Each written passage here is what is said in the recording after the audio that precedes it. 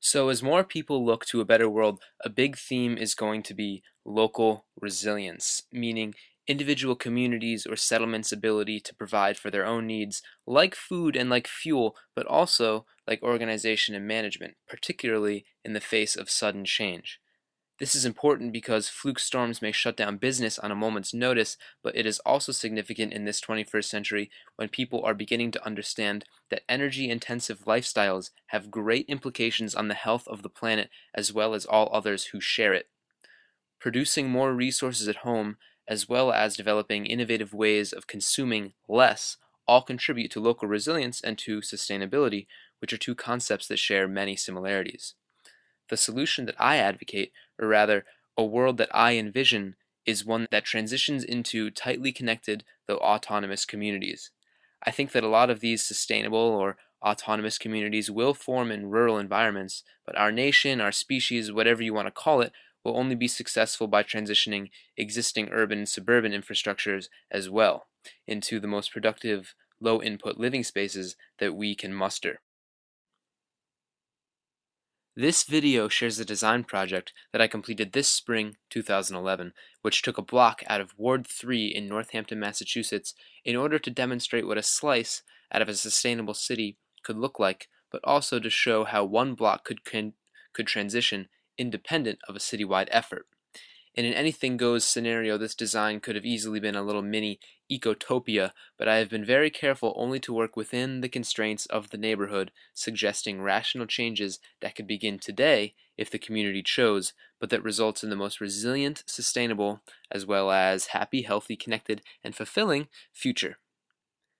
It is my best response to people's questions of where do I start or what can I do that I hope will address many questions as well as interesting solutions on a path toward global restoration.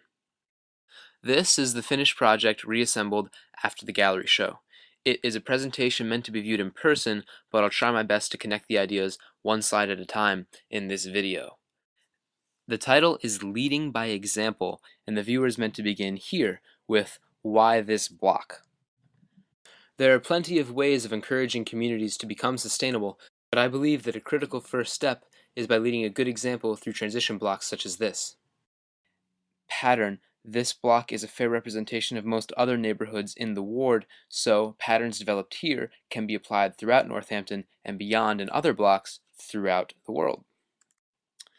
The block leads by example to demonstrate the changes in land use, the changes in infrastructure, and in community habits that urban spaces will need to undergo for greater health and resilience. The goals that guided this design and that provide a useful structure for any transition space are reduce dependence on and support for industrial systems whenever and wherever possible, and to reduce the damages associated with modern life.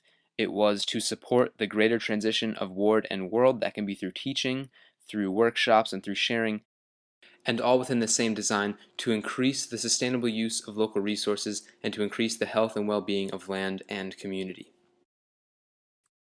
So we're looking at an image of what the block looks like today, or rather in about 2010, and in the center of the project is what it looks like at the end of all the suggested changes should they be taken. So let's explore what's going on in this design. It may seem like a daunting task to try and organize a community to be sustainable. What gets planted where, what do we do when, but in fact the patterns that I'm going to show you here should be applicable just about anywhere. What you're looking at is an overhead shot of the site. It's a bird's eye view. The big green shapes and the little orange shapes are trees, they're the canopy of the trees, and the black and the gray shapes are houses. It's the roofs. Right now we're moving from the back of the site towards the center, and in the front, which we can't quite see yet, is a very, very busy road. So what I've done to make the planning easier is section off the block into a few different zones. There's the public zone in the very front where everyone sees from the road. There are production zones, such as the center here, the brown lines is a vegetable field. And then there are residential areas, which are strips down the right and down the left, primarily where the houses are. It's more private. And then there are outdoor community spaces, and finally are sun capture zones. So in Massachusetts, in the northern hemisphere, these would be southern slopes or southern facing parts of the site that receive the most sun and which are therefore the most intensively planted. So now let's go through each of these various zones and get a closer look of what life looks like in a community that's transitioning and transitioned to sustainability. And I'll talk just briefly about how each space is connected and the creative ways that they interact. It makes a lot of sense to have good connections and good pathways. So if you look, all the light green area on the map is basically left grass, and you can see where trails make their way. Anyone can get from their house to the community spaces, from the community spaces to the field. There should just about always be enough room for a wheelbarrow to make its way through when people are working and harvesting. However, the goal is to increase productivity as much as possible, so we don't want to give up too much valuable space just for walkways. Wherever we can, we'll be growing plants that produce food, fuel, medicine, fiber, dye, things like that.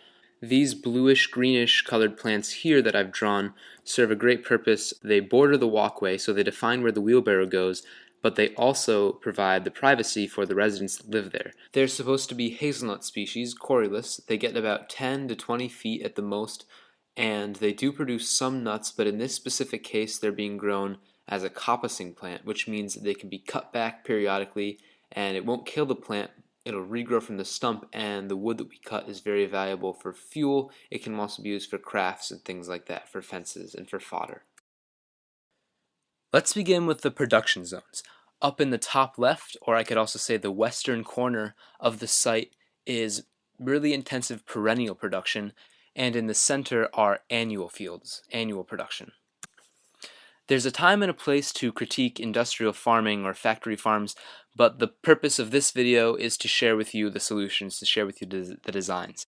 By using hardy tree species that have been selected for this area, mixed fruit and nut groves can really pick up where traditional farming leaves off. A slope like this is hard to drive machinery on, so it would be difficult to manage annual gardens. It is perfect, though, for planting big perennials on. For Massachusetts, the nut grove is composed of black walnuts and chestnut trees, though nurseries do sell variety of white oak, hickory, and pecan nuts that can be worth growing too. As the big trees grow, faster yielding fruits can be planted in between until the big trees are ready. Once the nut canopy fills in, the fruit plants can be replaced by an understory of shrubs that don't mind growing in the shade. Coppice plants are an especially good choice for shady understories because even though they can't gather quite enough sun to make a lot of fruit, they still grow useful wood. In and around the edges of the grove is a great place to grow beneficial plants that support the main tree crop of nuts. This includes nectary plants that attract bees to help get a bigger yield, such as flowering plants like aster, cow parsnip, lavender, and most other mints. There's lots.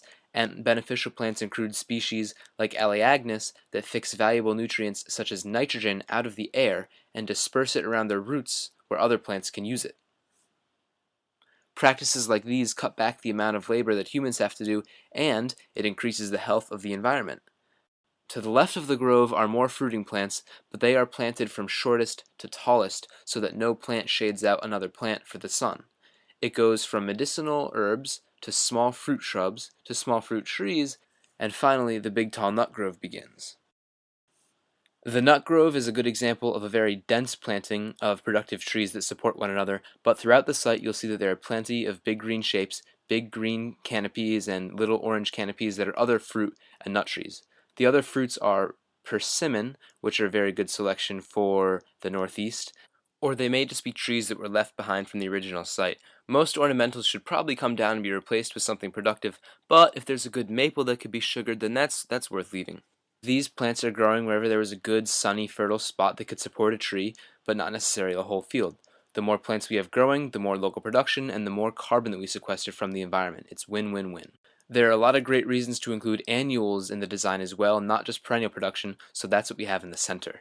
It's a large annual bed, and it's focused on fruiting plants, such as a tomato that makes a fruit, and not like broccoli, which is a part of the plant. And the reason for that is because city soils are often toxic. They often have lead or other heavy metals in them. And plants have a habit of absorbing these toxins into the body of the plant and then into the bodies of those who consume it, which is why it's important to eat organic. However, fewer toxins get through the plant and into the new fruit that it produces. So as long as there may be heavy metals around, we're going to be growing fruit, if at all. In between each production zone is one of two outdoor community spaces. These serve a variety of functions. One of them is a bit more private, a bit more peaceful. There's a pond and there's an arbor to be under, and it's surrounded by useful hedges. But then the other one is nice and open. It's right at the beginning. It's near the public space with a good entrance. These can be used for skill shares, for parties, maybe for a big outdoor dinner. They can be useful for events and for gatherings, and just for play in general. When the day is done, though, of course, it's time to head back to the residential zones. With the next two zones starts to come some very cool solutions. The production we've seen is great, but a huge part of sustainability is also reducing consumption, particularly from that of industrial suppliers. The residential zones have already made a good start by collecting their own water. Each of these solid blue circles represents a rainwater catchment system, and by planting deciduous trees that shade the house in summer while allowing sun in the winter to cut back heating and cooling costs. It's very easy to collect compost too, which generates local fertility and cuts back waste. All that's needed is each house to periodically deposit its scraps at the Strategic Materials Depot here. This one house has a particularly wide driveway that ends with another large paved space, which is just perfect for 20-yard trucks to drop off a load of mulch every season or two for the garden, or drop off a load of topsoil. It's also great for establishing a large compost pile that everyone can have access to, and which can be easily turned when needed.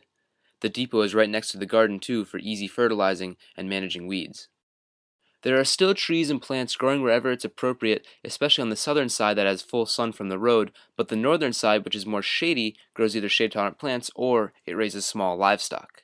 This one yard, for example, which does have part shade, also has a few old sheds that are no longer in use. These could very effectively be repurposed as a chicken house. A nice animal-proof fence can go around the yard, and chicks can be brought in this spring. It is a perfect use of space because any plants that grow in the shade won't produce very much, but chickens, or even turkeys, ducks, or geese if you'd like, can get by without having to photosynthesize anything. Their manure can be wheeled conveniently to the garden or just a bit further for extra processing at the compost. And the eggs can be distributed as fit among the community, especially if small tasks like feeding, harvesting, or even investing are shared too. Collecting and saving water, as well as reducing energy use, are all great practical steps for this block or any other block to achieve resilience. But if every house is expected to run a refrigerator or drive to the shop every day, then energy use is still pretty far from sustainable. This is where the public face comes into play, and where some very innovative non-land use community solutions are seen.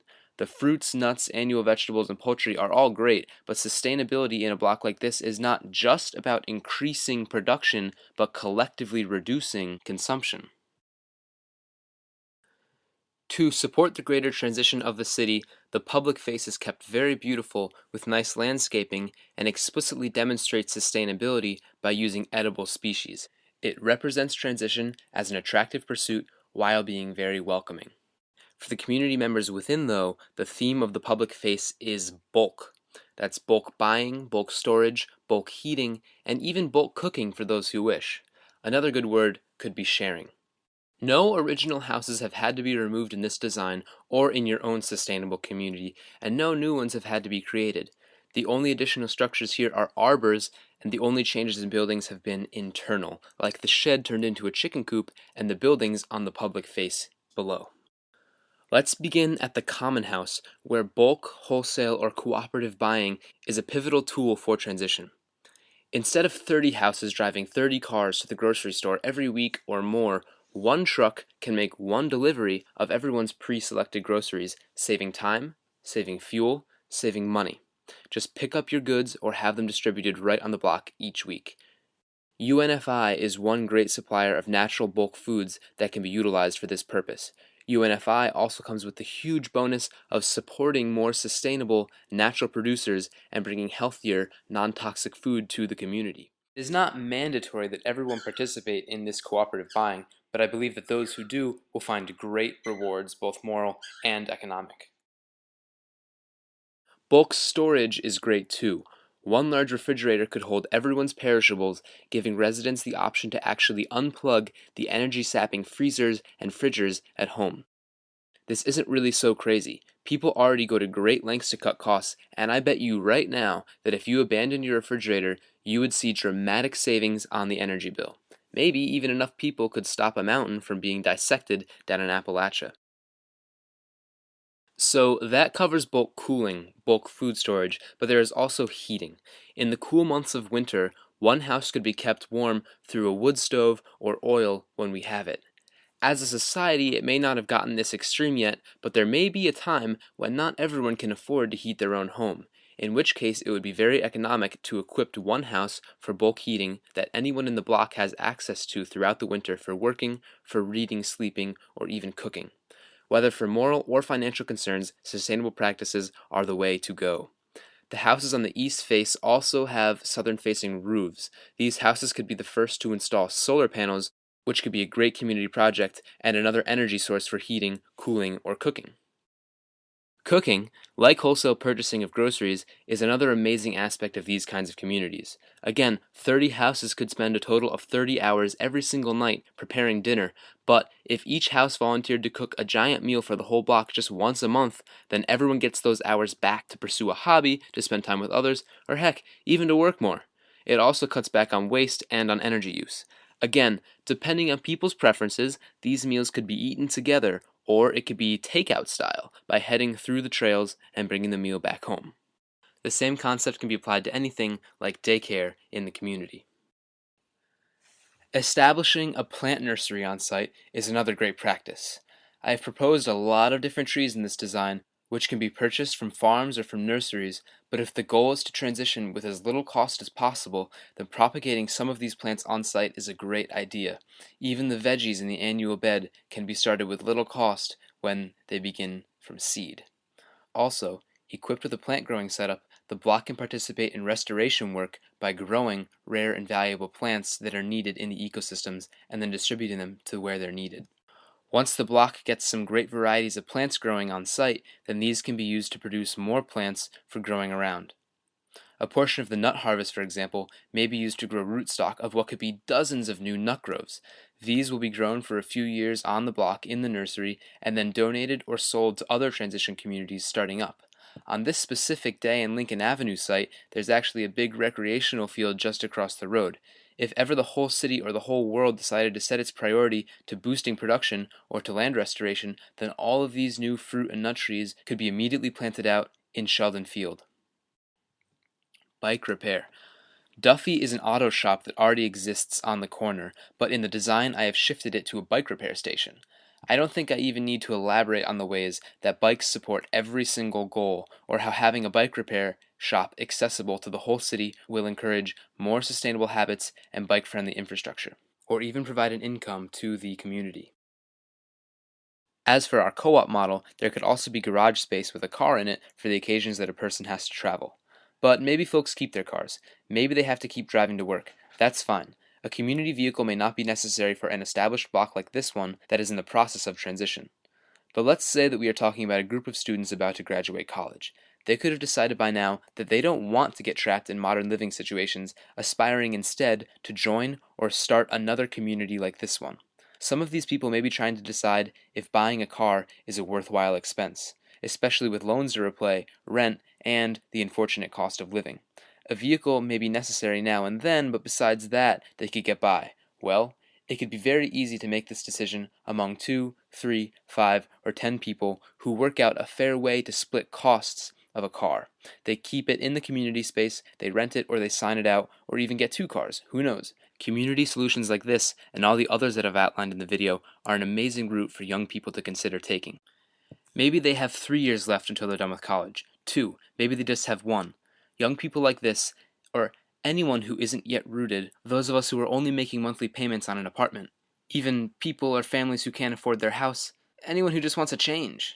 These are the people that I hope take this entire video, this concept of alternative ways of living in the 21st century that are cheaper, easier, healthier, connected, and support a just world rather than succumbing to degrading lifestyles offered by industry that are so often mistakenly taken to be destiny to heart. Alright, this covers the major pieces of my guide to urban transition and explains in more detail what I'm talking about when I say autonomous communities in my global restoration video, or what rural occupying encampments could begin to build. There is a whole other layer of detail below these concepts that I've outlined, which I will post quickly as an addition to this video. Just before I do close this video though, let me play out a series of slides that explain the physical changes over a temporal timeline. This community will not be fully functional in 1 year from the start. The production zones take longer than that. Community sharing could begin this month if you're good though, of course, providing sustainable benefits right away. Host a potluck or an evening gathering sometime this week and share these videos or your other favorite media. Then, get people on board to implement the following changes to get a site like the one I've been sharing. Thank you so much, everybody. Stay in contact.